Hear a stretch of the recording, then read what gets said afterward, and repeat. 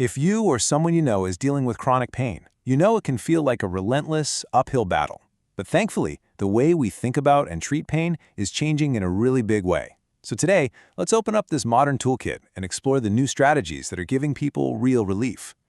To really get why this matters so much, we have to start with this number, 50 million. Just let that sink in for a second. It's an absolutely staggering figure, and it represents a huge chunk of the population. That's right, 50 million Americans are living with chronic pain, day in and day out. And back pain, that's a massive piece of the puzzle, all on its own, affecting almost 65 million people. It's one of the top reasons people go to the doctor, and it comes with a huge cost, both for individuals and for our entire healthcare system. For a long time, the main answer to pain often seemed to be medication. But that's all changing. The real question we're going to explore today is this: what if the solution isn't just in a pill bottle? We're about to dive into a whole new approach that goes way beyond just masking the symptoms. So, to build our toolkit, first we need to get what's going on under the hood. What's a key driver for so many types of chronic pain? What is actually happening inside the body that's causing all the ouch? For a lot of people, the main culprit is something called chronic inflammation. And honestly, this analogy of a faulty alarm system is perfect. A little bit of inflammation is good. It's your body rushing to heal a cut. That's the alarm working correctly. But chronic inflammation? That's the alarm just ringing and ringing 24/7 for no good reason. And that constant internal stress just makes things like joint pain and back pain so much worse. Okay, so if that faulty, non-stop alarm is a big part of the problem, what's our first line of defense? Well, it actually starts with the daily habits that are completely within our control. And this is where things get really fascinating, because our food choices can literally act like a volume dial for that internal alarm system. On one side, you've got these anti-inflammatory champions, foods like berries, salmon, leafy greens, that help quiet things down. And on the other side, you've got the triggers, like processed foods and sugary drinks, that can actually pour fuel on the fire. It's an incredibly direct way to take some control back. And let's be real, with so many of us working from home, our workspace has a huge impact on our bodies. This checklist here hits all the key points for good ergonomics. And notice, it's not about buying a super fancy expensive chair. It's about simple alignment. Just getting these angles right, your feet flat, your elbows at 90 degrees, your monitor at eye level, can make a world of difference in reducing the daily strain on your back and neck. But here's the thing, even with perfect posture, our bodies just aren't designed to stay still for hours on end. That's where this really simple, memorable rule comes into play, the 28-2 rule. The idea is for every 20 minutes you sit, you try to stand or stretch for 8 and then walk around for 2. It's just a simple rhythm to break up the day and keep your body from getting stiff. Now, those daily habits are your foundation for sure, but sometimes you need to call in the pros. And that brings us to the next circle of care, getting guided treatment from professionals who know their stuff. You'll hear this term biopsychosocial a lot more in modern medicine.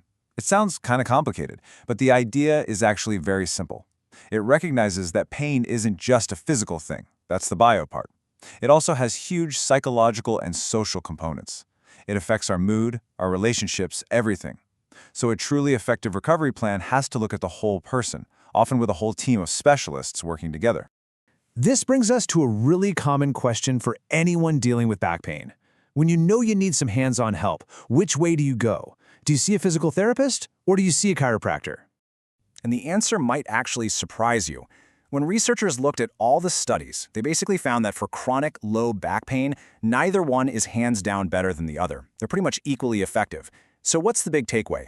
The best choice is often a personal one. It comes down to what you prefer, what's available to you, and finding a provider that you really click with and trust.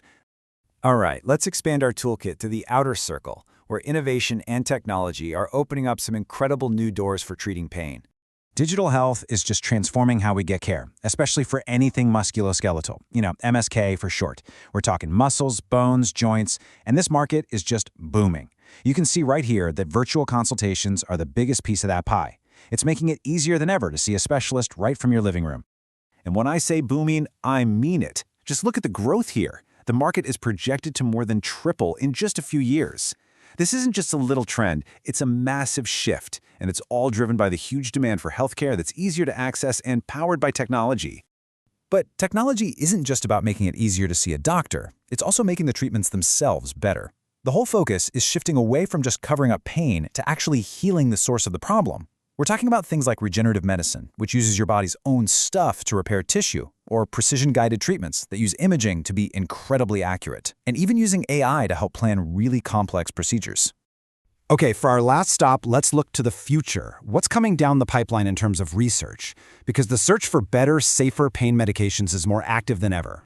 You know, with all the concerns around opioids, the pharmaceutical world has shifted gears in a big way. Right now, there are over 150 companies hard at work developing more than 200 new drugs, and the big goal for all of them is to find targeted relief that isn't addictive.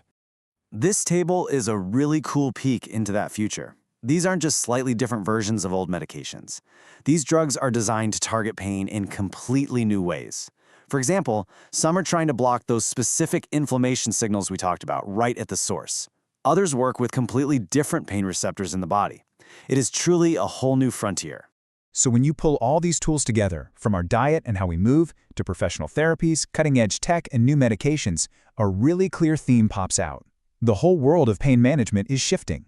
We're moving away from just treating symptoms. Care is becoming so much more precise, way more personalized, and really focused on healing the root cause of the pain. And that brings us to a final and, I think, really hopeful thought. For millions and millions of people, chronic pain has just been something you have to endure to get through. But as this amazing new toolkit gets bigger and better, it brings up a really powerful question.